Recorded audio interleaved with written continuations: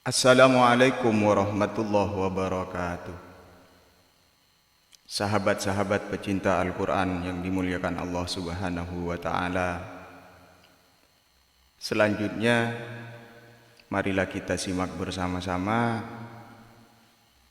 arti ilmu tajwid dan faidahnya. Sebelum kita membahas tentang hukum nun mati dan tanwin, kita perhatikan dulu arti ilmu tajwid dan faidahnya. Apa arti ilmu tajwid itu? Atau yang dikatakan ilmu tajwid? Yang dikatakan ilmu tajwid itu ialah suatu ilmu yang jadi sebab bisa mempelajarinya, atau kita bisa mengetahui dengan betul-betul bagaimana cara membunyikan huruf hijaiyah di waktu sendirian atau ketika bertemu dengan huruf hijaiyah yang lain. Nah, itu arti ilmu tajwid. Sedangkan faidahnya belajar ilmu tajwid itu ialah bisa memelihara lidah atau menjaga lidah di waktu kita membaca Al-Quran atau di waktu kita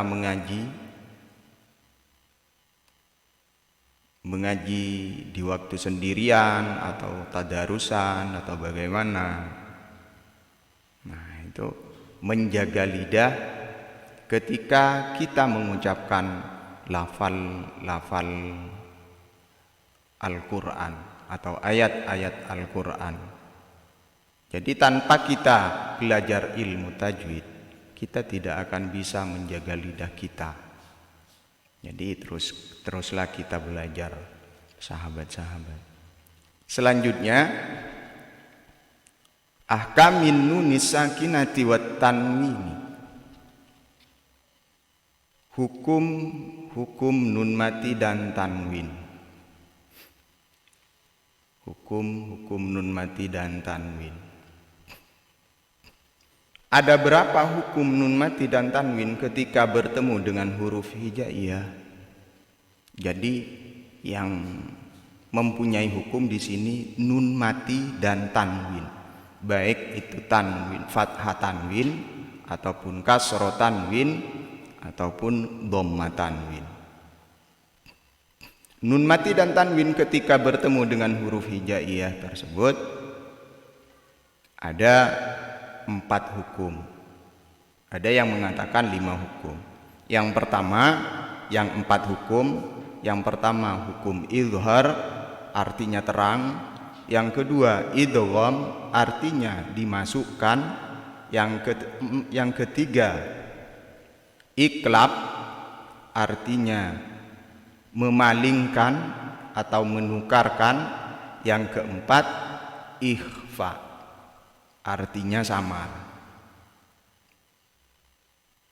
Sedangkan yang mengatakan ada 5 hukum, yaitu yang pertama hukum izhar, yang kedua idgham bi gunah, yang ketiga idgham bila gunah, yang keempat iqlab, yang kelima ikhfa.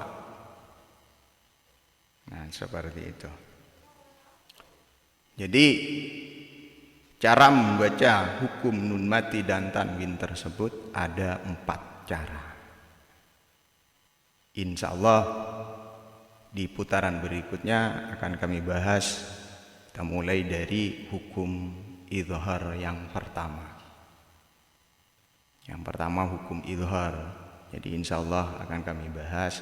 Semoga saja manfaat sahabat-sahabat, semoga saja barokah. Selalu kita giat belajar Al-Quran. Insya Allah lidah kita akan lincah untuk membaca Al-Quran. Mohon maaf atas segala kekurangan. Wassalamualaikum warahmatullahi wabarakatuh.